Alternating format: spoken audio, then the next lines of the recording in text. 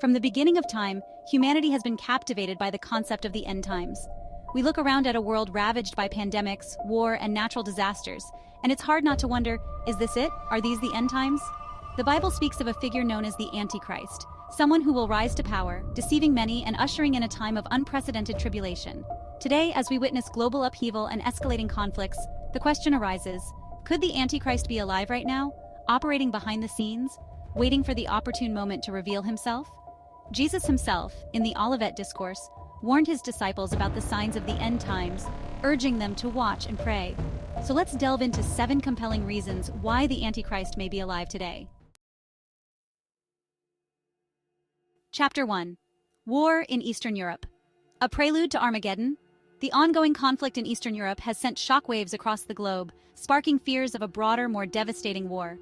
Could this be the regional conflict that escalates into the prophesied World War III, the war to end all wars?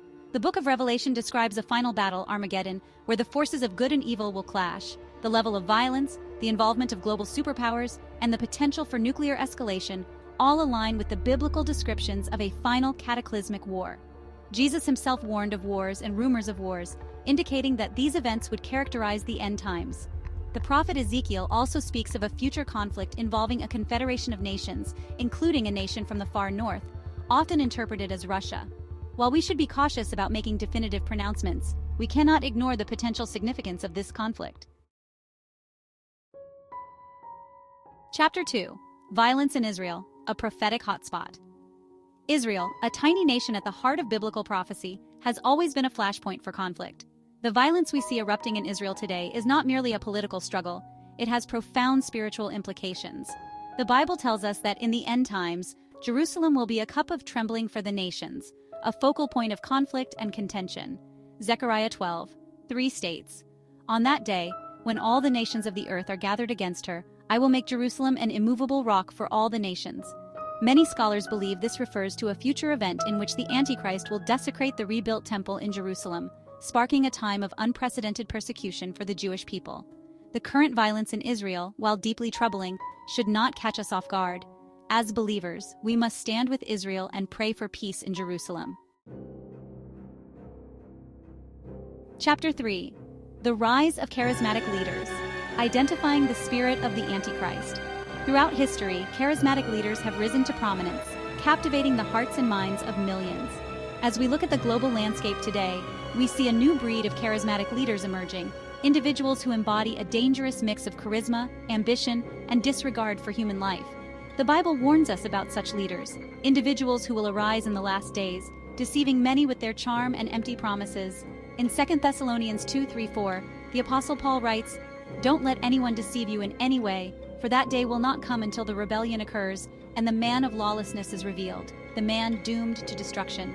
The Antichrist, the ultimate charismatic leader, will embody these characteristics on a global scale. He will captivate the world with his charisma and intellect, promising solutions to the world's problems while secretly plotting its destruction. We must examine the fruits of these leaders, their actions, their policies, and their ultimate goals. Chapter 4. Deception in the Church, when shepherds become wolves. It's a sad reality that even within the church, the body of Christ, we're seeing an alarming trend, the rise of manipulative and abusive leaders. These individuals, often masquerading as devout Christians, exploit their positions of power for personal gain, preying on the vulnerable and distorting the true message of the gospel. Jesus himself warned about false prophets who would come in sheep's clothing, but inwardly were ravenous wolves. He said, "Watch out for false prophets. They come to you in sheep's clothing, but inwardly they are ferocious wolves. By their fruit you will recognize them." Matthew July 15:16. The Apostle Paul also warned the Ephesian elders about savage wolves who would come in among them, not sparing the flock. Acts 20:28-29. These warnings are as relevant today as they were in the first century. We must be discerning about who we follow and what we believe. The spirit of the Antichrist is one of deception and manipulation. Chapter 5. Powerful Leaders, Echoes of Revelation's Beasts. The book of Revelation, with its vivid imagery and cryptic symbolism, paints a stark picture of the end times. One of the most intriguing aspects of this book is its description of powerful beasts that arise from the sea and the earth, representing powerful political and religious entities that will hold sway over the world. Revelation January 2, 13 describes the first beast. And I stood upon the sand of the sea, and saw a beast rise up out of the sea, having 7 heads and 10 horns, and upon his horns 10 crowns, and upon his heads the name of blasphemy. This beast is often interpreted as a powerful global empire that will emerge in the last days, wielding immense political, economic, and military might. As we look at the global stage today, we see the emergence of powerful nations and alliances that bear a striking resemblance to the beast described in Revelation. Chapter 6.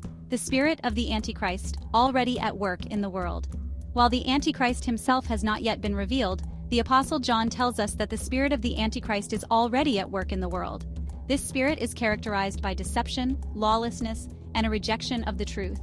1 John 4:3 states, "And every spirit that does not confess that Jesus Christ has come in the flesh is not of God.